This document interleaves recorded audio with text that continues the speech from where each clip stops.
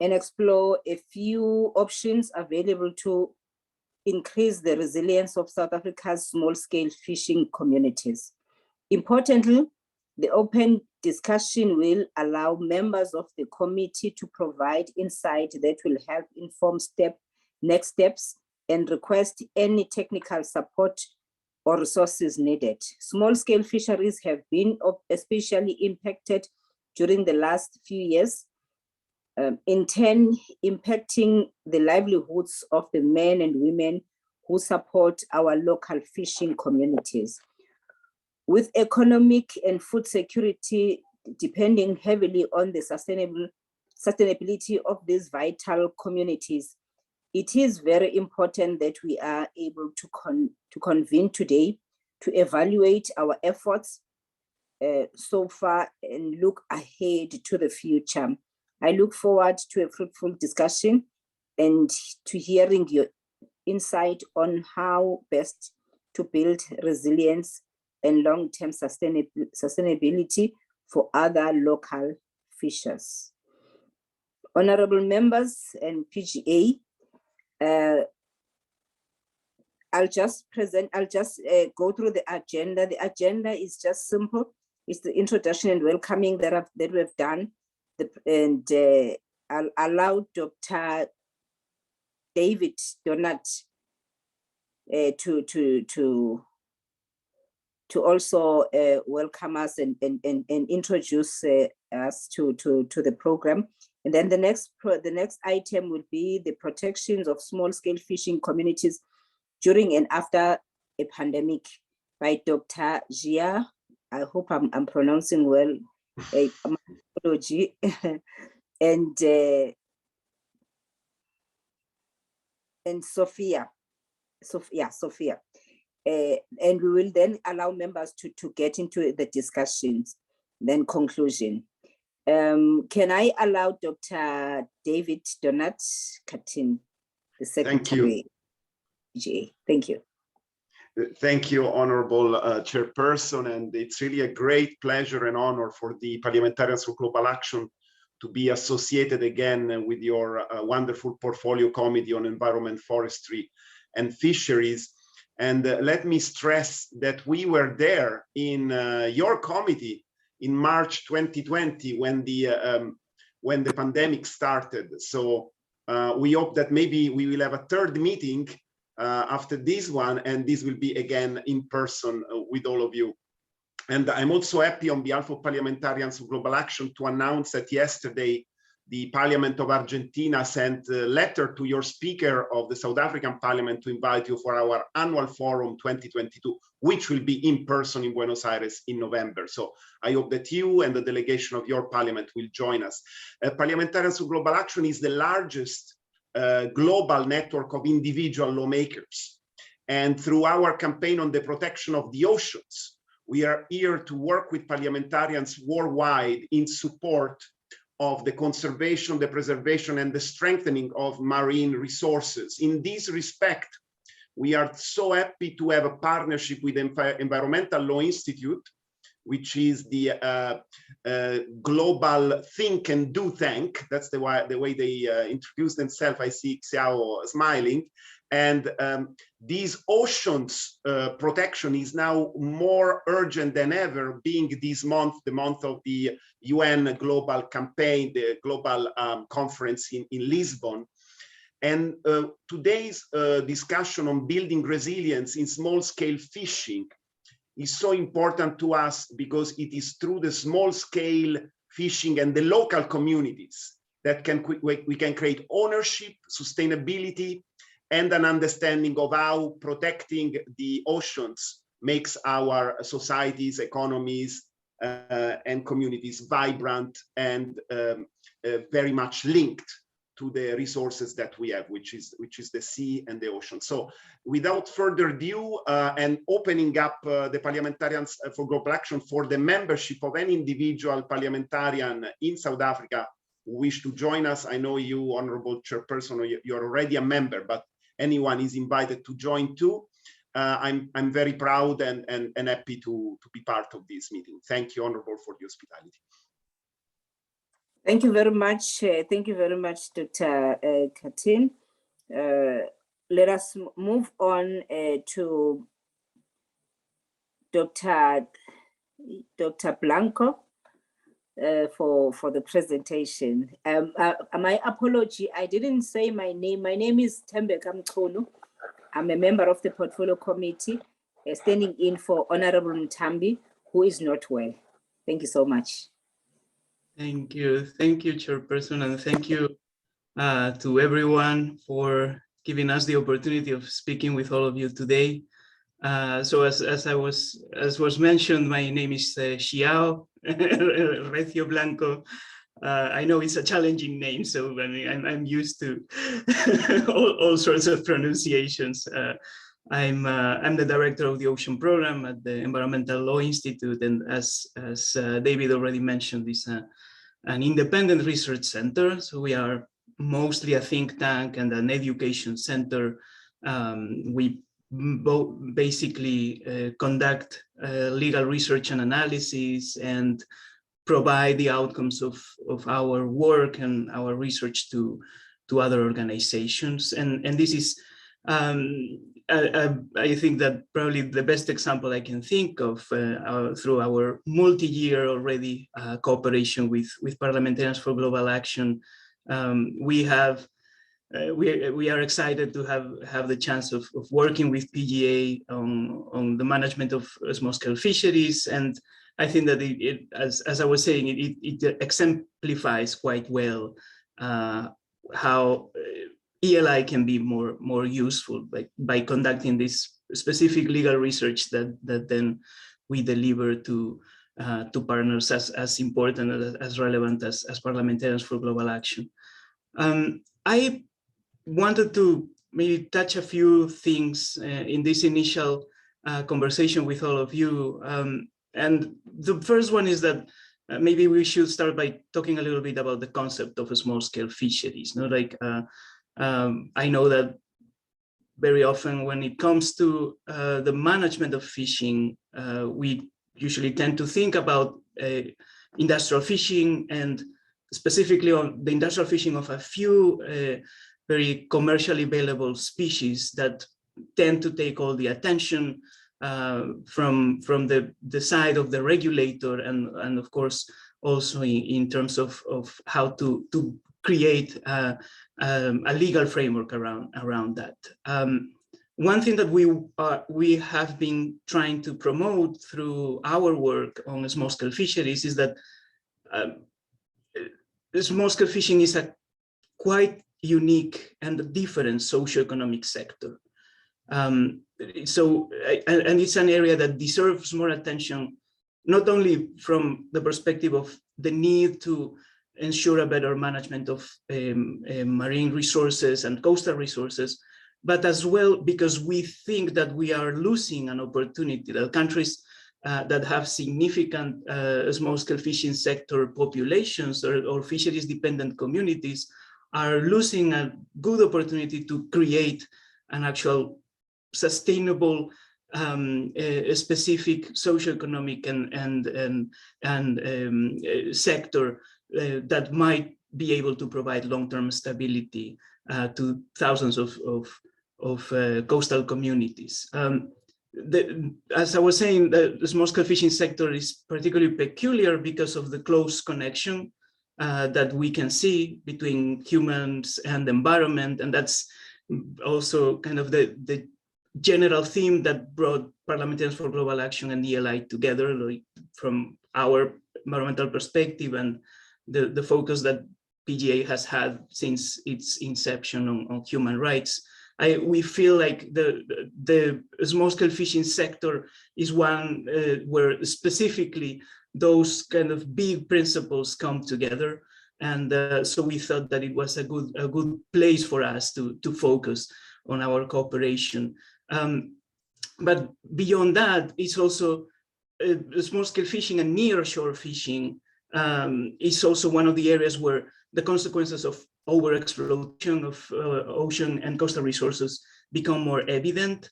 The close connection between the lack of enough resource at sea, and all sorts of economic stressors to the communities that depend on those key resources.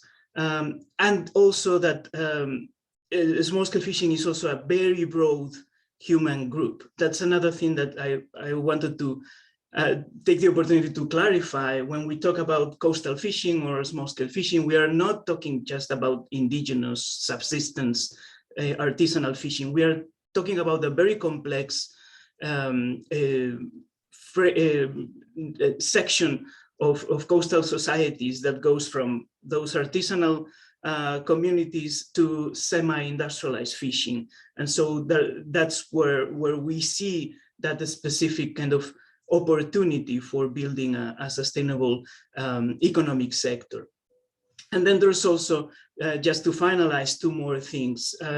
The wide variety of and the range of harvested species in the small-scale fishing sector, both in terms of finfish, shellfish, and that kind of diversity on the species that are being harvested, that can also be seen as a potential strength on the variety of resources. And then finally, but of course, key in all of this is that in the small-scale fishing sector is where gender issues and the participation of women in this economic sector becomes more evident. So, well, with all these reasons, we think that small-scale fishing is in the current context the perfect example of sustainable development, and that's why we have been cooperating with PGA with the final objective of providing the decision makers, the legislators, with information that might be useful for all of you. So I want to make clear that in this project, we want to make ourselves as useful as possible to you. So I'm sure that this is just our introduction today, but I'm sure we will have time to discuss in more detail with all of you in the coming months. But I want to clarify that, of course, we would love to have you reach out to us with questions or ideas that you might have on how you think that we and this project specifically can be of help for you in your work. So here is just kind of Sophia and I presenting the project and the idea, but for us it's key to keep a close connection with all of you and hear your ideas and your needs in terms of this kind of regulatory approach to fisheries and ocean resources governance. So just to finalize, I want to kind of present three main ideas today. The first one is that the main objective of this project in the end is improving the human and the economic security of thousands of coastal populations that depend on the use of ocean and coastal resources for a living. So to improve the health of our ocean, which of course is a main objective of the Environmental Law Institute and most NGOs that focus on environmental conservation, to achieve that, we need to focus on improving the lives of those that depend on the natural resources for their own livelihoods. The best environmental conservation strategies, the best drafted environmental laws will always fail if we create a marine protected area that is surrounded by thousands of desperate people in poverty. In the end, and this also leads me to, I'm sorry for digressing here, but in the end, like, for whom are we protecting the resources? Is for humans and future populations of humans. So I think that's one thing that we want to keep in mind. And then when you actually go into the specific regulatory analysis of what makes sustainable small-scale fishing work, like what are the most successful examples of small-scale fishing communities that have been able to manage the resource in a sustainable way, raise the price of the product that they are selling, improving the long-term financial stability of the communities that work on that. When we see those examples that NGOs cite and even the FAO cite all the time, we see that those examples of success are not really based on detailed environmental conservation laws, but on other legal principles, on other legal structures that are not necessarily within the realm of what we would consider environmental law. And for me, the key example is the creation of working and well-crafted fishing cooperatives. Cooperatives that allow fishers to take responsibility on the management of the resource and provide long-term financial stability to their members. For us, one of the key principles that we have seen doing research on this over the years is that one key element that we need to help put in place to secure long-term sustainable management of fishing resources is to work with the communities and help the communities organize themselves around some kind of association, some kind of cooperative. We can take different ways or different forms depending on the specific legal structures that are available on any given country in which we want to focus. So that's one of the kind of key principles that we have been promoting through our work, both the creation of structures of management, added with cooperation with fishing authorities on what has been considered like this broad concept of fisheries co-management, and also, of course, the use of specific tenure rights that are assigned to coastal populations. So that's probably the first idea. The second is that we think that now is a good moment for engaging in this process and trying to focus on the importance of the small-scale fishing sector, because as you probably well know, we are at a time where the concept of the blue economy is being promoted all around the world. The development of a new industrialization of the ocean and coastal space. For the most part, one thing that we see also in our research is that those policies that are being drafted and implemented around the world, for the most part, they focus on very specific, also industrial uses like offshore wind or offshore oil and gas, or other kind of very specific industrial uses of marine space, and not so much on what by far constitutes the broadest stakeholder on the management of the ocean, which is coastal fisheries dependent populations. So we see that this is a good opportunity to focus on the small-scale fishing sector from the perspective of development of a specific sustainable economic sector that can help in the long term with all the sustainability of all these coastal populations. And then just to finalize, the third idea that I wanted to leave you with is that you, the parliamentarians, are in a very unique position to help move things in the right direction. We see the traditional, sort of speaking, approach to ocean and coastal governance is that you have kind of two levels. You have the high level of governments that are working with international organizations like the FAO, very kind of top-down focused, that might be able to implement certain reforms, but at the same time, sometimes they do not have the better information on what is going on at the local level. And then right on the contrary, we have the NGOs and the grassroots movements that do fundamental work, but sometimes with a very narrow focus on the specific geographic area, for example, or the specific topic that they are trying to promote or protect. What you, the parliamentarians, are more or less in the middle of that. You are connected to the grassroots movements through your constituencies, but also have a specific key role on shaping the legal structure of the country. You can propose regulatory changes, you can pose questions on issues of importance to the government.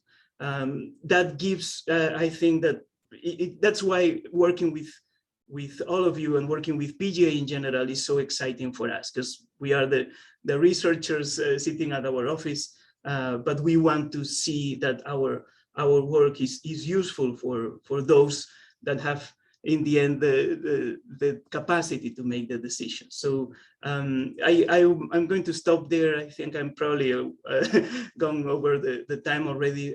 So again, thank you so much for your time. And as I said, we will be happy to, if you want to reach us anytime. So thank you very much.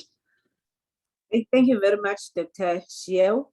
I don't know, Sophia, would you like to say a few words? Yes. Thank you so much, Zhao, for those introductory remarks. I completely agree, of course, with you. I just wanted to touch a little bit on some of the things that Zhao said. So Zhao has mentioned cooperatives. So that relates to co-management. So I would like to just spend a couple of minutes talking about that, because I don't know how much the members of the parliament know about exactly what it is. So when we talk about co-management, we really just mean co-management between the community members and the government. So both the government and community members both participate in the management of the natural resources. And there are many examples for this all around the world, and it's very successful in many parts of the world. And so there are many advantages to this, including sustainability of resources due to the fact that basically community members who are resource users, they help guide how those resources are going to be used, and they have the best information about how to sustain healthy conditions because they see the fish, they know exactly what happens, how to fish, where to fish, what ways of fishing would allow for the fish to still remain there, how not to pollute it, all those different things. Increased compliance also because, again, people, community members who are resource users, they're involved in making of the rules, and so they make sure that the rules are both fair and help maintain the resources in a good condition.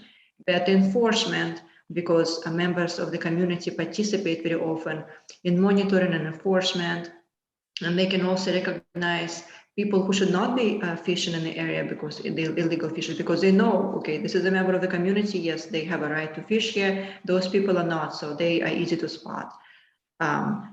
And so at the end of the day, you have a better sustained space and you can prevent overfishing. And then so you can have co-management through different mechanisms. One of the mechanisms Zhao has mentioned is cooperatives. And so actually South Africa does have cooperatives. Well, cooperatives can be created by law. So there is a Marine Resources Amendment Act, and there's also regulations that mention cooperatives. So there is a quite a lengthy procedure of how you can create space for those areas, how cooperatives can be created. Yet at the end of the day, from what we understand, and of course, members of community should be encouraged to participate in this conversation, so that their feedback is extremely valuable in this. But we just want to flag this, and maybe this is something we should be looking at, and maybe something should be changed in regulations or the law to make this better. Because from what we understand, we don't have many cooperatives right now in South Africa, and so more people can participate in this. So why are they not participating? Is it that they don't know enough that this can be created? They don't understand the advantage. They don't have the capacity. They don't have the technical support, the financial, whatever this is. Maybe it's worth looking into this a little further and understand if something can be helped. Because again, this has potential to be very successful and really bring them a lot of power and opportunity to fish legally. Because another thing is, of course, once they recognize as small-scale fishers, you have the right and you can you know, you have the right to fish and you can be in a cooperatives, and then you have a specific area. So just provide you opportunity to really sustain your livelihood. And another thing that to look into this potentially is that special exclusive zones for small scale fishing can be created. Now, again, there is a mechanism to create them. Technically, they can be created, but maybe there is something here to consider. Okay, how are they created? Are they created in a sense that really helps the communities? Is this again something that needs to be changed a little bit? Because, for example, in some countries you can have 3 nautical miles, 5 nautical miles, 12 nautical miles designated to small-scale fishers. So is this something that should be done in South Africa is another question. And again, you know, would be very, very valuable to have information here from fishing communities, to hear from them what will work for them. But that's another thing that kind of is a flag for me, you know, maybe this is something that should be addressed. So I think we're out of time here. I think time is now for discussion, but again, we would love to hear from you and we're here to help you. So please let us know how we can help. Thank you very much. Thank you for the presentation. I'll just allow the honorable members. I've noted that with Honorable Bryant, Honorable Kancho, and we've been joined by Honorable Paulson. I'm sure honorable members, you were able to listen and to the presentation, as we appreciate this forum. Can I take hands? I've noted Honorable Bryant, Honorable Paulson. Honorable Bryant, can I give you the opportunity? Thank you very much, Acting Chairperson. Can I interrupt you? Can you introduce yourself? So yes, that, of course. Of course. My name's Dave Bryant. I'm a member of the National Assembly and a member of the Portfolio Committee on Forestry, Fisheries and the Environment. And I represent a political party called the Democratic Alliance. Thank you very much for those presentations. And I'm only sad that we have limited time to discuss them. So I'll try to be as quick as possible. So, I mean, your points in terms of small-scale fishing being a unique sector, I think, are very well made.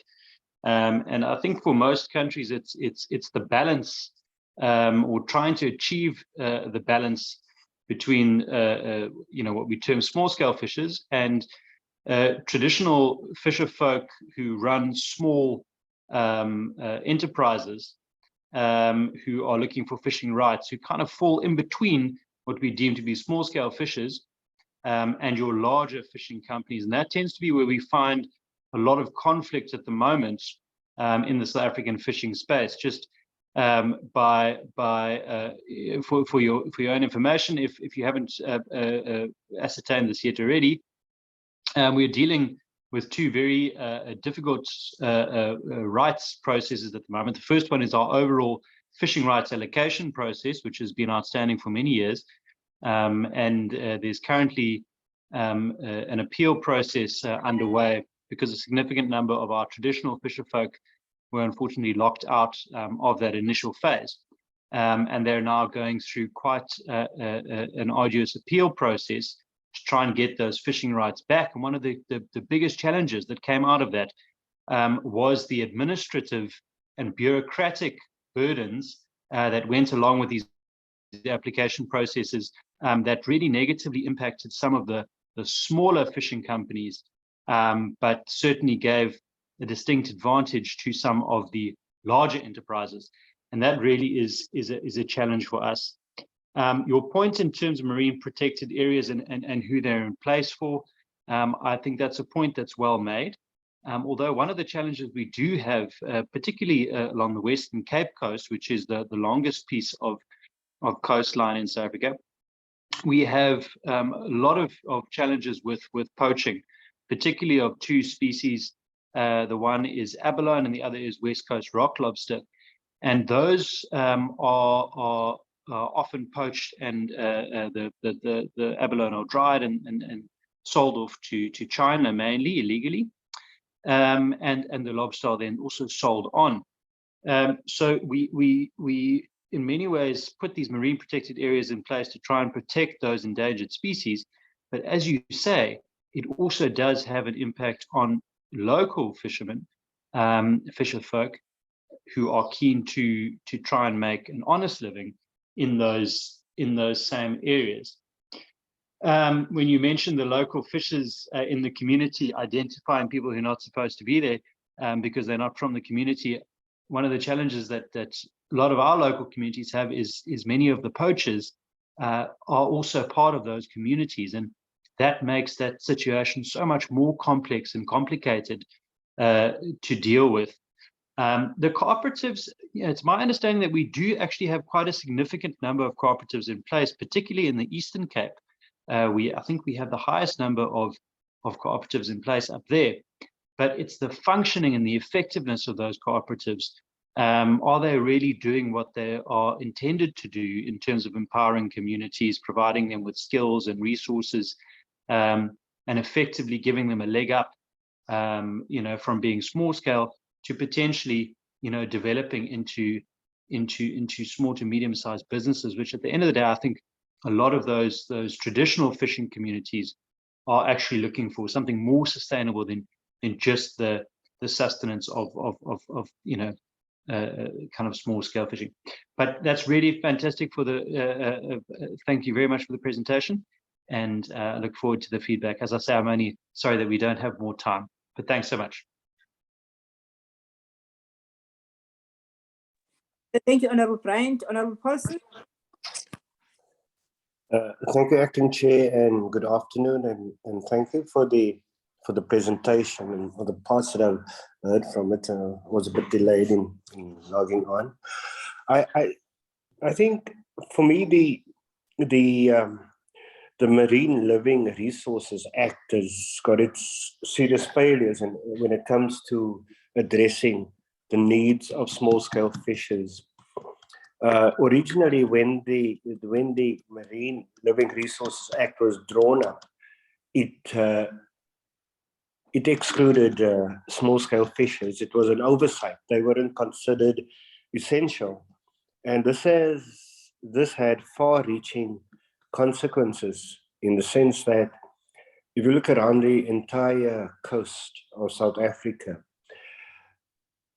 traditional fishing communities that have always relied on the ocean for their sustenance, they have been completely overlooked, and those fishing communities have been economically disenfranchised. So the small-scale fishers' inclusion into the Marine Living Resources Act was an afterthought rather than some essential part of the Marine Living Resources Act. So we are still sitting with the problem of making sure that we have a just solution to the issue of small-scale fishers. And small-scale fishers in South Africa include our traditional and indigenous fishers, as well as our recreational fishers.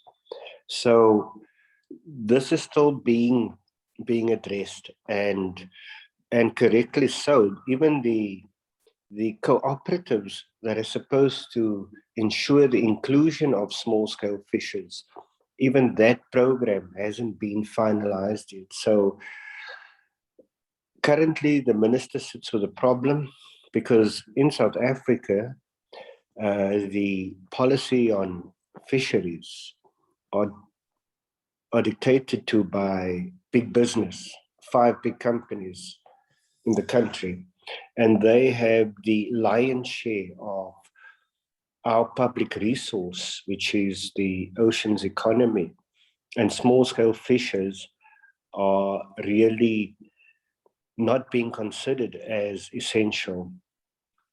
So we sit with a serious problem. I like the proposal that, for example, we allocate a certain distance from the shore for small-scale fishers, which sounds reasonable, because they don't have the resources to go out for weeks on end to trawl the seas for fishing. So what essentially happens in South Africa, anybody who has a fishing allocation and unable to go and harvest that allocation, they sell their quotas to the bigger companies. So there's been no real development in the small scale fishers since 1994. In fact, it's been stagnant. So we need to have stronger policies, and that's the assistance we would want in terms of how other countries have dealt with the issues of indigenous fishers. We know in Canada, for example, New Zealand and Australia, there's been a split in fishing allocations between big corporates and the indigenous fishers. So indigenous fishers have far more participants in the small scale fishing than one would have in the corporate big business style fishing. And it's been a far fairer and just policy than what we have at the moment, which is no real policy that's been implemented since 1994. So we need to understand how other countries like Canada, Australia, New Zealand have gone to implementing a small-scale fishing policy that has been more just towards the indigenous traditional small-scale fishers. Thank you very much, Chairperson. Thank you very much, Honorable Paulson. We have been also joined by Honorable Mbata. Any other member that would like to comment on the discussion?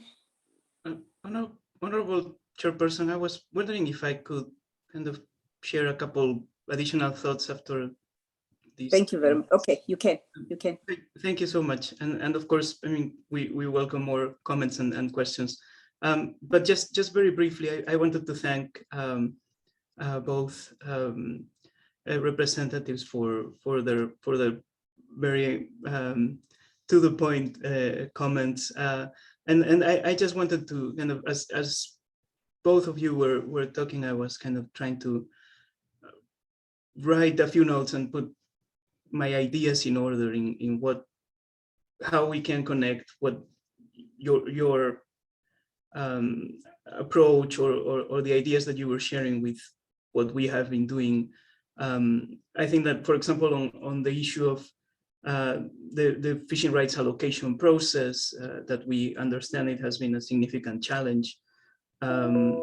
One thing, and blending that with the second intervention and the idea of building on experiences from other jurisdictions, we feel strongly that that's one of the benefits of this project. Some of the research that Sophia and myself and others at ELI have been doing is based on going to those examples of success that I was mentioning in my intervention, and try to understand what are the legal principles, how the regulatory structure around those successful examples is contributing to that, and that through that process identify a number of potential model legal language that could be used, and sometimes just regulatory processes, that can be defined. So maybe that's one area where some of the work we have already done could prove useful. Always, of course, keeping in mind that each country is unique in their approach, and also that I know that a big challenge for many countries on the allocation of exclusive fishing rights is the fact that there is not only the local fishers, but also a number of migrant fishers that move along the coast as the species migrate, and that, of course, makes things much harder. Just another very quick comment on marine protected areas. Of course, I strongly support the creation of MPAs. And I thank you for the comment, because we also see that in many other countries, that the issue of poaching, especially of poaching of highly available species, is a big problem. And the main problem to combat poaching is monitoring and being able to identify those non-compliant actors. And that leads us back to this concept of, well, the community that is around the MPA need to be the ones that are kind of have been brought into the creation of the MPA, feel that the MPA is part of not only their local culture, but part of their long-term livelihood. So that the community itself is the one that can be the better monitor of the activity going on. And then, yes, just on the fact that economic, the coastal populations are often among the most economically disenfranchised communities. That is absolutely true in many other jurisdictions, and that's why we also think that it's important to try to kind of change the mindset and try, because we support the idea that there is a way to transform the small-scale fishing sector into an actual sustainable and useful economic sector that helps with the long-term stability of all these communities. And then just one maybe more specific question / comment on, I know that it was mentioned, the issue of recreational versus small-scale fishing. We see that as a regulatory problem in many jurisdictions, where, of course, obtaining a permit for recreational fishing is much easier. And since there is a very big lack of monitoring and enforcement capacity on the side of the fisheries agencies, many actors use a recreational fishing permit to fish for other species. And the same thing can be said between freshwater fishing and marine fishing, the use of this combination of permits. One thing that we are seeing, specifically in the case of Chile, is that the simplification of the permitting process, in the terms of, like, not having many different permits, but like a few of them, might be useful in terms of kind of providing more clarity, specifically when it comes to enforcement and imposing administrative sanctions. And so I'll stop there, but I'm excited about continuing this conversation. Thanks.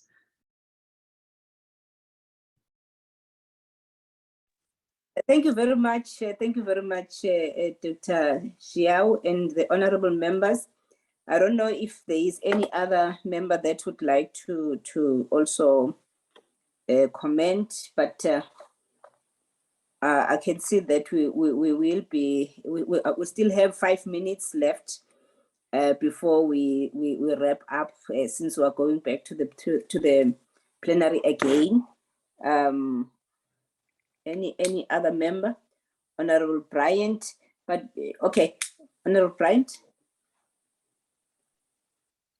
Thanks, Chair. Don't worry, I'll be quick. Thank you so much for the responses. I was just wondering if there is perhaps any material that you think might be worthwhile sharing with our parliamentary caucus on some of the best practices and ideas, etc. I think we all are always very keen to learn more. So if there is anything that you can share in the interim, please do so. And I think we'd all be very interested to learn more from your experiences as well. But thank you very much for meeting with our committee. I appreciate it a lot. Thanks. Thank you, Honorable Mbata. Thank you, Chair. I just want to know, because in South Africa, we still have a problem when it comes to women participating in fishery.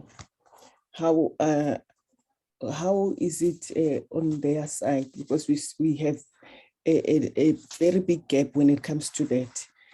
We need more women to be part of the fishery, especially the previously disadvantaged ones that are still not fully participating. I remember in the presentation, there was only one woman that was participating, which is she's colored, and I was happy to see her presenting with the big ones, the big fishing companies. Thank you. Thank you, and I remember. Can I go back to Dr. Jiang or Sophia, whoever wants to respond to the comments before?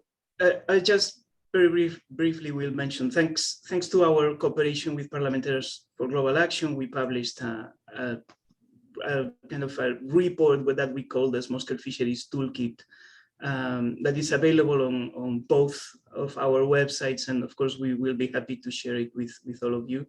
And then thanks so much for the comment. I feel like the issue of gender equality in fisheries decision making is fundamental, but the first step is that we see, at least in other projects in other jurisdictions, is that we don't even know how many women are involved in the small-scale fishing sector, because it's not something that has been the objective of analysis of governments, and not even in many cases the academia. So it's one thing in which we need to do a much better job in just understanding how many are there.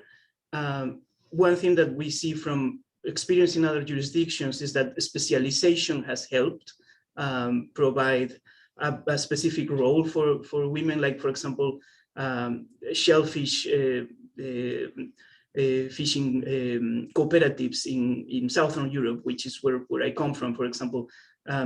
Through the years, they have specialized on having women as part of that, and then through that process, and of course we are talking about like maybe several decades, but through that process we see now more women as presidents of sectors of cooperatives, associations of cooperatives, having more representation in decision-making forum and conversations with governments.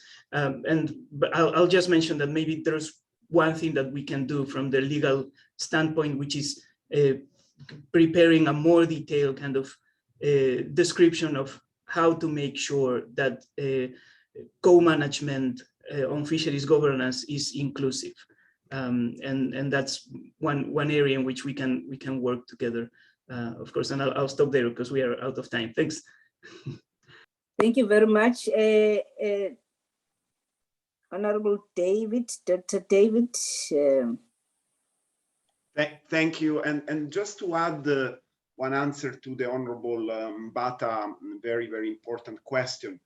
My understanding, and I'm not an expert, is that many women in the community, they work in the fishing transformation, conservation industries or sector, or manufacturing, how do you define it, depending on your culture. So in other words, yes, it is maybe that the fishing companies are prevailing, owned and managed by men in many societies, but it's also a fact that the community is made also of a majority of women who actually work on the product and on the distribution, on the conservation, dissemination, and so on. So I think that the small-scale fisheries industry in broad terms is rather genderly balanced.